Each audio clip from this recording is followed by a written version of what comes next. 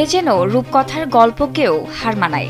বাজারে ক্রেতা দেখলেই মাটিতে শুয়ে পড়ে মরার ভান করে। এমনই এক কাণ্ড ঘটিয়ে নেট দুনিয়ায় তুমুল ভাইরাল হয়েছে মাত্র 10 দিন বয়সী একটি ছোট্ট ভেড়া। মরার ভান ধরার অভিনয়ের কারণে তাকে ড্রামা কুইন ল্যাম্প উপাধিও দিয়েছে নেটিজেনরা। ঘটনাটি ঘটেছে চীনের নিংশিয়া অঞ্চলের শিজুইশান শহরে। ভেড়াটির জনপ্রিয়তা এতটাই বেড়েছে যে এক ব্যক্তি ভেড়াটিকে কিনতে 1,30,000 ইউয়ান, যা বাংলাদেশি মুদ্রায় প্রায় 23 লাখ টাকার সমান, প্রস্তাব দিলেও ভেড়াটির মালিক জিন শিয়াওলিন তা প্রত্যাখ্যান করেছেন। কেউ ভেড়াটিকে ছুতে গেলেই সেটি সঙ্গে সঙ্গে পড়ে গিয়ে মরে যাওয়ার ভান ধরে।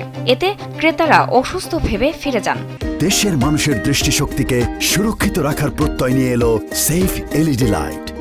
কিন্তু লোকজন চলে গেলেই ভেড়াটি আবার উঠে স্বাভাবিক আচরণ করতে শুরু করে। শেষ পর্যন্ত মালিক তাকে বাড়ি ফিরিয়ে আনতে বাধ্য হয়। বর্তমানে আশেপাশের গ্রাম থেকে মানুষ জিনের বাড়িতে ভিড় করছেন ভেড়াটিকে এক নজর দেখার জন্য।